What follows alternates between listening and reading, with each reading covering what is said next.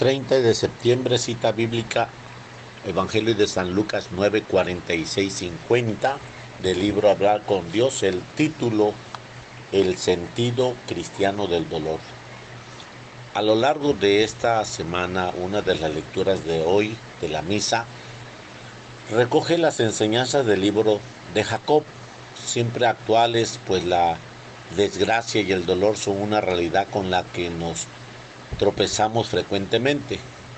Vivía en la tierra de Uz un hombre temeroso de Dios llamado Job, que había recibido incontables bendiciones del Señor. Era rico en rebaño, ganado y productos de la tierra, y le había sido concedido una numerosa descendencia. Según una concepción generalizada en aquellos tiempos, existía relación entre vida virtuosa y vida próspera en bien. Esta situación de bienestar material era considerada como un premio que Dios otorga a la virtud y a la fidelidad en un diálogo figurado entre Dios, que se siente contento por el amor de sus siervos, y Satanás. Este insinúa que la virtud de Job es interesada y que desapareciera con la distribución de sus riquezas. ¿Acaso teme Job a Dios en balde? ¿No le ha rodeado de una valla protectora a él, a su casa y todo cuanto tiene?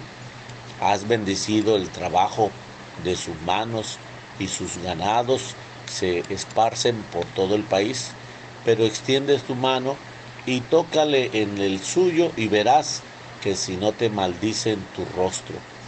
Con la autorización de Dios fue Job despojado de todos sus bienes, pero su virtud mostró estar profundamente enraizada.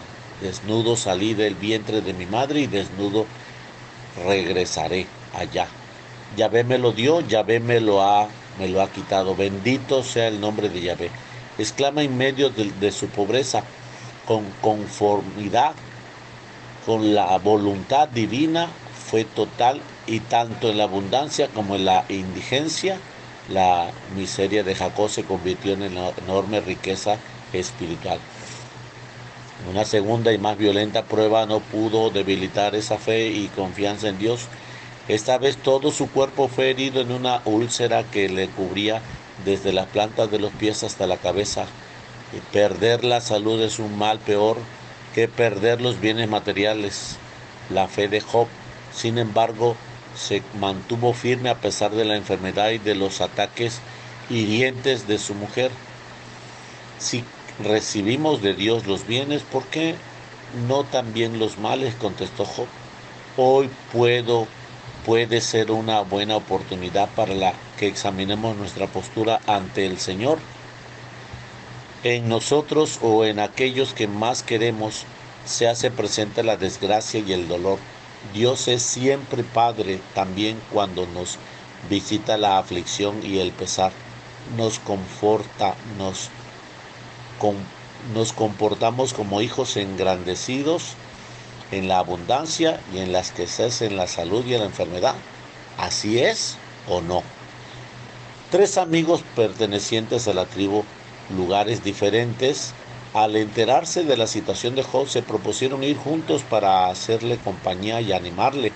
Cuando los 3, Elifaz, Bildad y Zofar, llegaron y vieron a Job en un estado tan lamentable, toda su compasión desapareció. Convencido de que se hallaba en presencia de un hombre maldecido por Dios, ellos compartían la creencia de que la prosperidad es el premio que Dios da a la virtud y a las tribulaciones son castigos de la iniquidad. Su conducta de sus amigos, la prolongación de sus sufrimientos, la soledad en medio de tanto dolor, pesaron demasiado sobre Job. Se rompió su silencio en una queja amarga. Los amigos, convencidos de la existencia de algún pecado oculto de Job, también ignorante del premio o del castigo después de esta vida, se dirigen duramente contra él, pues no encuentran otra explicación a la desgracia de Job. Convencido de su propia inocencia, admite ciertamente la existencia de pequeñas transgresiones comunes a todo el hombre, pero no hasta el punto de ser proporcionales al castigo. Recuerda igualmente el mucho bien que llevó a cabo. De aquí nace una gran lucha contra su alma. Él sabe que Dios es justo y sin embargo todo parece hablar de injusticia en relación a él. También él creía que el Señor trata al hombre según sus méritos o deméritos. ¿Cómo podría conciliar la justicia divina con la amarga experiencia? Los amigos tienen una respuesta, pero él en conciencia la cree falsa. Estas dos convicciones aparentemente contradictorias, la justicia divina y la propia inocencia, le causan a Job una angustia y un desgarro interior más penoso que sus mismas enfermedades físicas y la ruina material. Es el desconcierto que fuera de la fe produce el sufrimiento del inocente. Niños que mueren pronto o con enfermedades que le dejarán inútiles para una vida normal. Personas que han sido generosas y que han servido fielmente a Dios y que se encuentran en la ruina económica, sin trabajo o con una enfermedad difícil, mientras que otros que han vivido a espaldas de Dios parecen que la vida les sonríe. El libro de Job pone con toda claridad el problema del sufrimiento del hombre inocente, el sufrimiento sin culpa. Job no ha sido castigado. No había razón para infligirle una pena, aunque haya sido sometido a una prueba durísima. Después de esta prueba, Job saldría fortalecido en su virtud. No se despedía de su situación acomodada ni de sus grandes beneficios que había recibido de Dios. Con todo, el libro de Job no es la última palabra sobre este tema. Es cierto, en cierto modo es un anuncio de la pasión de Cristo. La única prueba puede dar la luz en este misterio del sufrimiento humano, de modo particular al dolor del inocente. Tanto amó Dios al mundo que le dio a su Hijo único para que todo el que crea en Él no perezca, sino que tenga vida eterna. El dolor cambia radicalmente el signo de la pasión de Cristo. Parece como si Job se hubiera presentido cuando dice: yo sé que mi Redentor vive, al fin yo veré a Dios. Y como si hubiera encaminado hacia allá su propio sufrimiento, el cual sin la redención no hubiera podido revelarle la plenitud de su significado. En la cruz de Cristo no solo se ha cumplido la redención mediante el sufrimiento, sino que el mismo sufrimiento humano ha quedado redimido. Cristo, sin culpa alguna propia, cargó sobre sí el más total de los pecados. Los padecimientos de Jesús fueron el precio de nuestra salvación. Desde entonces, nuestro dolor puede unirse al de Cristo y mediante él participar de la redención de la humanidad entera. Esta ha sido la gran revolución cristiana: convertir el dolor en sufrimiento fecundo, hacer de un mal un bien. Hemos despojado al diablo de esa arma y con ella conquistamos la eternidad. Nunca pasa el dolor a nuestro lado dejándonos como antes. Purifica el alma, la eleva, aumenta el grado de unión con la voluntad divina, nos ayuda a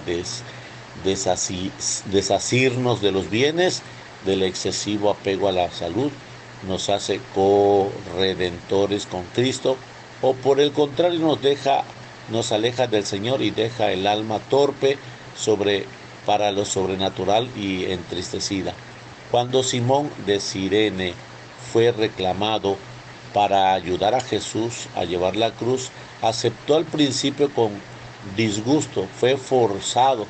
Escribe el evangelista: en un primer momento solo mira la cruz, y la cruz era un simple madero pesado y molesto. Después no se fijó no se fijó ya en el madero, sino en el reo, aquel hombre del todo singular que iba a ser ajusticiado. Entonces todo cambió.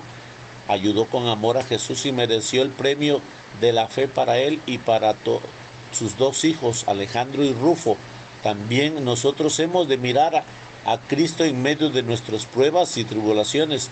Nos fijaremos menos en la cruz y daremos paso al amor. Encontraremos que cargar la cruz tiene sentido cuando la lleva junto al Maestro. Su más ardiente deseo es encender en nuestro corazón esas llamas de amor y de sacrificio que abraza al suyo, y por poco que correspondemos a estos deseos, nuestro corazón se convertirá pronto en un foco de amor que consumirá poco a poco esas escorias acumuladas por nuestra culpa y nos convertirá en víctimas de expiación. Dichosos de lograr a costa de nuestro sufrimiento una mayor pureza, una más estrecha unión con el amado. Dichosos también de contemplar la pasión del Salvador por el bien de la iglesia y de las almas. A los pies del crucificado, allí es donde comprenderemos que este mundo no es posible amar sin sacrificio, pero el sacrificio es dulce al que ama. Caminemos al lado de Jesús cuando nos toca una pequeña porción de su cruz. 30 de septiembre, en nombre del Padre, del Hijo, del Espíritu Santo. Amén.